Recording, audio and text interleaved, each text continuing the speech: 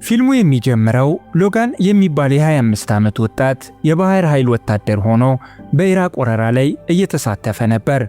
ወታደራዊ ኦፕሬሽኑ በጥሩ ሁኔታ እየተካሄደ ሳለ ቡድኑ ድንገተኛ ጥቃት ደረሰበት። አንድ ሰው የተመታን ወታደር ለማዳን ሲሮጥ ሕይወቱ አለፈ። ረጅሙና አስፈሪው ምሽት ካለፈ በኋላ ሎጋን ከጥቃቱ ተረፈ። ተጓዥ ኃይል እስኪመጣ ድረስ ውጭ እየተጠባበቁ ሳለ መሬት ላይ የወደቀ ፎቶግራፍ ይመለከታል። ወደ እርሱም ሄዶ ሲያነሳው የአንዲት ሴት ምስል ነበር። ልክ ወደ ቦታው ሊመለስ ሲል በካምፑ ላይ ቦምብ ወደቀ። ሎጋን በፎቶግራፉ ምክንያት ከቦታው ርቆ ስለነበር ብቻ ሲተርፍ፣ ሌሎቹ ግን ሞቱ። ከዚያ በኋላ ሎጋን በካምፕ ውስጥ ያሉ ሰዎችን ፎቶግራፍ ላይ ያለችዋን ምስል ያውቋት እንደሆነ ሲጠይቅ ማንም ሊያውቃት አልቻለም። ከ8 ወራት በኋላ ሎጋን በሌላ ተልእኮ ላይ እያለ አንድ ጓደኛውን ይህች ሴት ጠባቂ መልአክ እንደሆነችና ሕይወቱን ስላተረፈችለት ሊያገኛት እንደሚገባ ነገረው።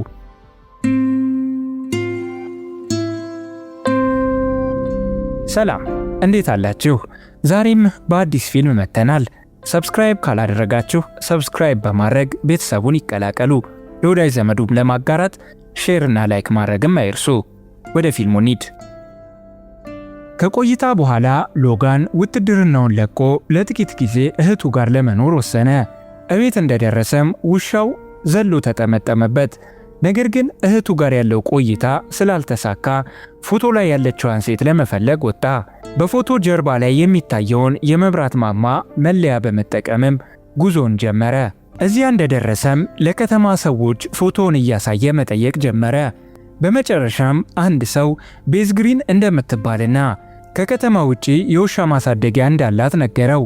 ወደ ምትሰራበትን ቦታ ሄዶ ሊያገኛት ሲል እሷ ግን ለሥራ ማስታወቂያ የመጣ መስሏት ስለ ሥራው ትነግረው ጀመር።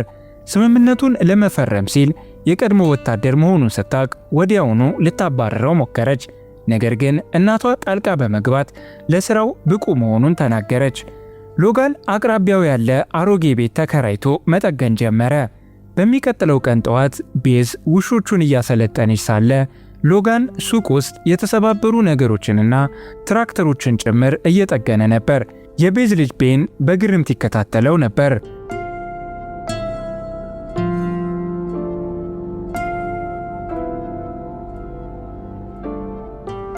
በዚህ መሃል የቀድሞ ባሏ መጥቶ ሎጋንን ለማስፈራራት ሞከረ።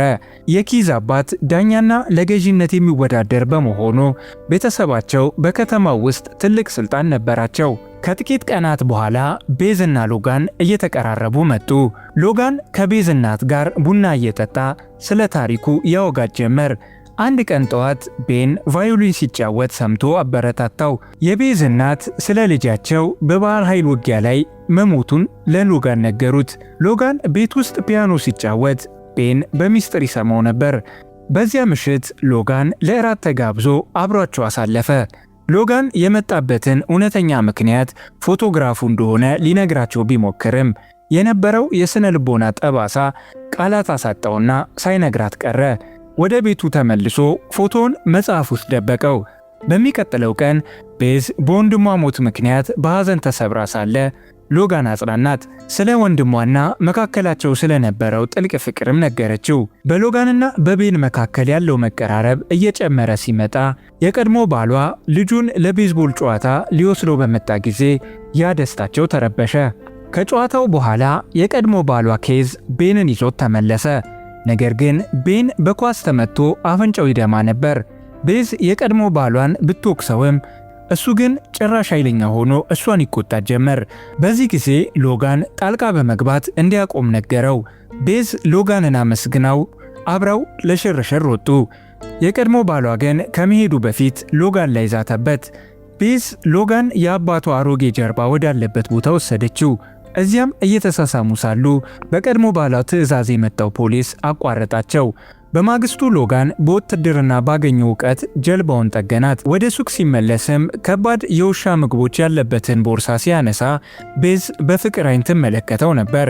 በዚያ ምሽት ሎጋን ወደ ቤዝ ቤት ሄዶ ከቤን ጋር በቼዝ ከተጫወተ በኋላ እሱና ቤዝ የፍቅር ምሽት አሳለፉ። በቤን የልደት በዓል ላይ በሎጋንና በቀድሞ ባሏ መካከል ውጥረት ነበረ። የቀድሞ ባሏ በሎጋን መገኘት ተናዶ ቤዝን ወቀሳት። እሷም የጋበዘው ቤን እንደሆነ ነገረችው። ኬዝ ግን አልተቀበለውም። ይልቁንም በዳኛው አባቱ ስልጣን ተጠቅሞ ልጇን እንደሚነጥቃት ዛተባት። ቤዝ በዛቻው ተደናግጣ ሎጋንን ዳግመኛ እንዳያያት ጠየቀችው። ያን ምሽት እናቷ ቤዝን ለፍቅር የማትሞቺ ፈሪ ነሽ በማለት ወቀሰቻት። በማግስቱ ጠዋት ቤዝ ወደ ቀድሞ ባሏ በመሄድ ለዛቻው እንደማትንበረከክና ሎጋንን ማየቷን እንደማታቆም ነገረችው። ኬዝም በንግግሯ ደነገጠ። ከዚያም ወደ ሎጋን ቤት በመሄድ አብረው አደሩ። ቤዝና ሎጋን በቤተ ክርስቲያን ውስጥ የሙዚቃ ትርኢት አቀረቡ። ቤን መጀመሪያ ቢያፍርም ሎጋን አበረታታው። ትርኢቱም በጣም ድንቅ ነበር። ሲወጡ ግን ሎጋን መጀመሪያ ከተማ ውስጥ ሲገባ ያየውን ሰውዬ አየውና ሎጋን የቤዝን ፎቶ ደብቆ እንደያዘ ለኬዝ ነገረው። ሎጋን ወደ ቤቱ ሲመለስ ቤቱ ተሰባብሮ ፎቶውም ተሰርቆ አገኘው። በዚህ ቅጽበት ኬዝ ፎቶውን ለቤዝ አሳያትና ሎጋንን እንድትጠላው አደረጋት። ሎጋን እውነቱን ሊያስረዳት ሲመጣ ቤዝ እንዲሄድ ነገረችው። እሱም ፎቶ ሕይወቱን እንዳተረፈለት ተረከላትና ሄደ። ቤን ግን እየሮጠ መጥቶ የቼዝ መጽሐፍ ሰጠው።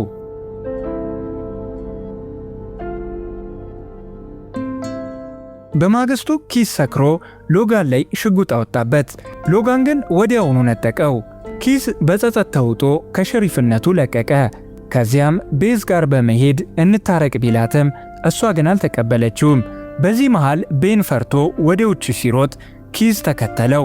ውጪ ኃይለኛ ዝናብ ይዘንብ ነበር። ቤን በሚንገጫገጭ የእንጨት ድልድይ ላይ ተቀረቀረ። ድልድዩ ተሰብሮ ቤን ወደ ወንዙ ሲወድቅ ኪዝና ሎጋን ሊያድኑት ዘለሉ። ሎጋን ቤንን ተቀብሎ ሲያወጣው የወደቁ ፍርስራሾች ኪዝ ላይ ተጭነው ሕይወቱ አለፈ።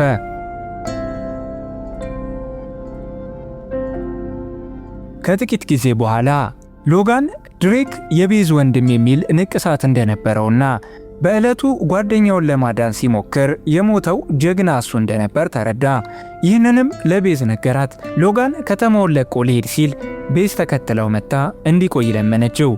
በመጨረሻም ሎጋን ቤዝና ቤን እሱ በጠገኑት ጀልባ ላይ በፍቅር ጉዟቸውን ቀጠሉ። እንግዲህ ቤተሰቦች ለዛሬ ያዝንላችሁ ፊልም ይህንን ይመስል ነበረ። ቻናላችንን ሰብስክራይብ ካላረጋችሁ ሰብስክራይብ በማድረግ የደወል ምልክቷን ይጫኑ። እንዲሁም ለወዳጅ ዘመዶ ማጋራት ከፈለጉ ላይክ እና ሼር ማድረግ ይቻላል። በሚቀጥለው በሌላ ፊልም እስክንገናኝ ሰላም።